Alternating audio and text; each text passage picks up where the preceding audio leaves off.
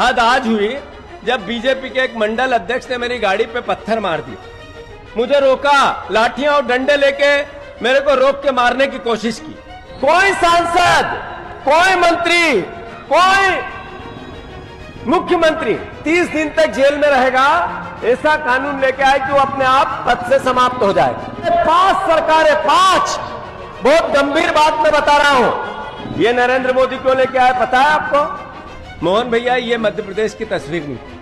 अगर मेरी हत्या करके आप नशा रोक सकते हो तो कृपया करके मेरी हत्या करवा दो, पर नशे को रोको आप।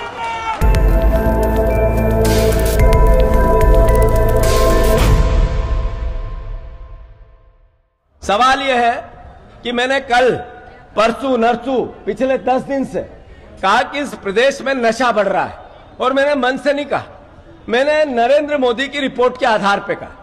देश में जो मिडिल, हमारे मध्य भारत के राज्य हैं, वो चाहे राजस्थान हो, चाहे महाराष्ट्र हो, चाहे बिहार हो, चाहे इधर का अपना छत्तीसगढ़ हो, चाहे उत्तर प्रदेश हो, या आसपास के जितने बड़े राज्य हैं, उसमें सबसे ज्यादा नशे की खपत मध्य प्रदेश में होती है। मध्य प्रदेश में ड्रग्स अद्भुत और अकल्पनीय आने लगा। जगदीश देवड़ा के साथ जिनके फोटो आते हैं, वो ड्रग्स के व्यापारी निकलने लगे। तो क्या मुझे ये बात नहीं पूछनी चाहिए कि ऐसा क्यों हो रहा है? पूछनी चाहिए कि नहीं पूछनी चाहिए? अरे भोपाल में ड्रग्स माफियाओं की फैक्ट्री पकड़ाई तो विश्वास सारंग के साथ फोटो आए जो बीजेपी का मंत्री है, तो मुझे उससे सवाल नहीं करना चाहिए? अरे प्रहलाद पटेल के साथ ड्रग्स माफियाओं के फोटो आए तो मुझे सवाल नहीं करने चाहिए? मुझे, जब मैं ये सवाल करता हूं तो मोहन यादव को अच्छा नहीं लगता है। हद जब हो गई, जब मैंने उनसे पूछा कि मोहन भैया, इस नशे को रोकना है, आप मुख्यमंत्री बने हो, हमारे सर के ताज हो, आप प्रदेश के मुखिया हो, आपका मुख्यमंत्री का पद, इसका सम्मान रहे, यह हमारा भी दायित्व है, हम विपक्ष के जरूर है। पर मोहन भैया को यह बात अच्छी नहीं लगती। वो मुझे क्रिटिसिज्म करते हैं, मुझे गालियां देते हैं, मेरे खिलाफ बातें करते हैं, अपनी महिला मोर्चा की बहनों से मेरे पुतले जलवाते हैं, मुझे डराने की कोशिश करते हैं। मेरे को डरना चाहिए? मैं पूछ रहा हूं, मुझे डरना चाहिए क्या? हद आज हुई जब बीजेपी के एक मंडल अध्यक्ष ने मेरी गाड़ी पे पत्थर मार दिया, मुझे रोका, लाठियां और डंडे लेके मेरे को रोक के मारने की कोशिश की। मोहन भैया, ये मध्य प्रदेश की तस्वीर नहीं। अगर मेरी हत्या करके आप नशा रोक सकते हो तो कृपया करके मेरी हत्या करवा दो, पर नशे को रोको आप। इस नशे के खिलाफ, इस नशे के खिलाफ, इस नशे के खिलाफ मैंने बिगुल बजा दिया। इस नशे के खिलाफ मैंने बिगुल बजा दिया। आप सब मेरा साथ दोगे कि नहीं दोगे? मैं प्रदेश की जनता से आह्वान करता हूं, जिस इस वीडियो के माध्यम से जो सुन रहा है, अगर मोहन भैया मेरी हत्या भी करवा देंगे तो अब मैं नशे के खिलाफ अभियान नहीं रोकूंगा। ये वचन लेता हूं मैं आप सबसे। मुझे नहीं पता था कि इतनी मुझे नहीं पता था कि मुख्यमंत्री और बीजेपी की मुझसे इतनी नफरत। मैंने क्यों गली गली में अवैध दारू बिकी रही है? गलत बोलियो कहीं? ये जगह जगह ड्रग्स तो सफेद नशो जो कजा कहीं अफीम ने यो घरे घरे जा रही है, मैंने गलत बोलियो कहीं? ये बात ना हूँ उठाऊ तो बीजेपी वाला कहीं की गलत बात करी है। गलत तो नहीं करी है भैया? अरे बोलो यार, गलत भैया बात हूँ, बोलतो रू करूँ तो नहीं भाई भेड़िया। तो कहीं की जीतू पटवारी का हम पुतला चढ़ाएंगे क्यों? कहीं की हमारे दारू, एक गांव है यहाँ रतलाम का आगे झाबुआ में, अलीराजपुर और झाबुआ का बीच में, वहाँ टोटल 2500 की आबादी और ठेको बने हो 30 करोड़ को। मतलब एक परिवार में करोड़ के दारू पे के गाँव में वहाँ जेली नहीं, या तो सरकारी है या तो आंकड़ों, मारो तो है नहीं। 30 करोड़ को ठेको गए, 2500 की आबादी का गांव को या दारू ज्यादा बिक्री होगी जब बच गए हो। मारा तो कोई भी परिवार को भी दारू वारू नहीं बेचे, जो जिनका परिवार का दारू बेचे भी हमारे पर आपत्ति ले रहा है। सही है गलत? कोई सांसद, कोई मुख्यमंत्री, कोई मंत्री अगर 30 दिन तक जेल में रहेगा तो अपने आप उसका इस्तीफा हो जाएगा।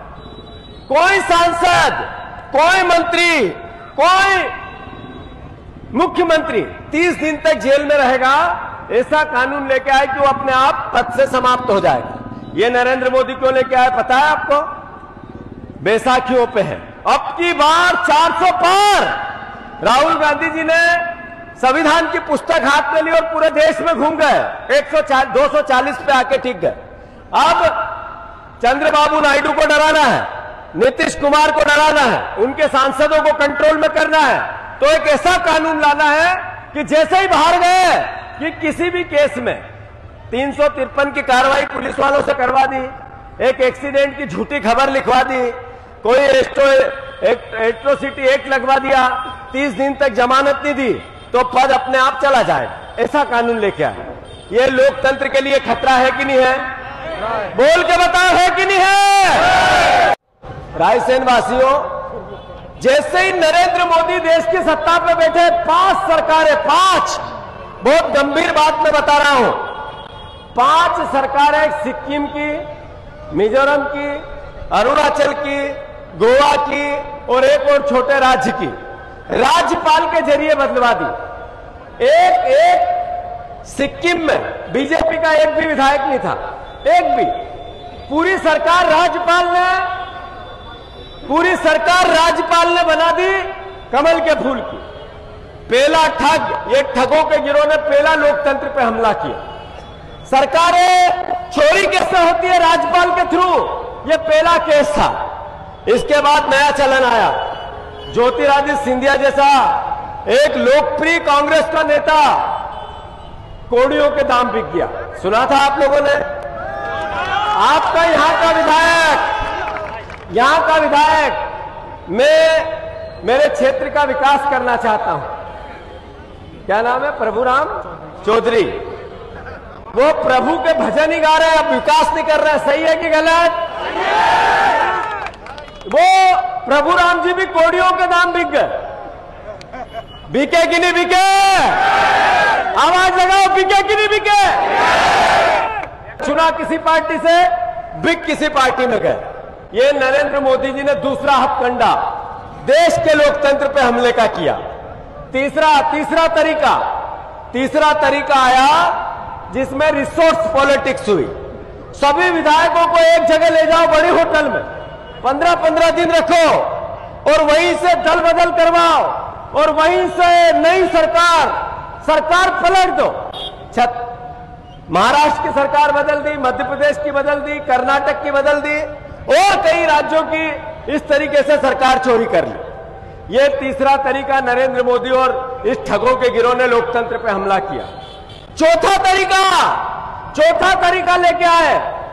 चौथा तरीका था रायसेन के वोट उठाओ और विदिशा में डलवा दो, विदिशा के वोट उठाओ और भोपाल में डलवा दो, भोपाल के वोट उठाओ और फिर रायसेन में लेके आ जाओ।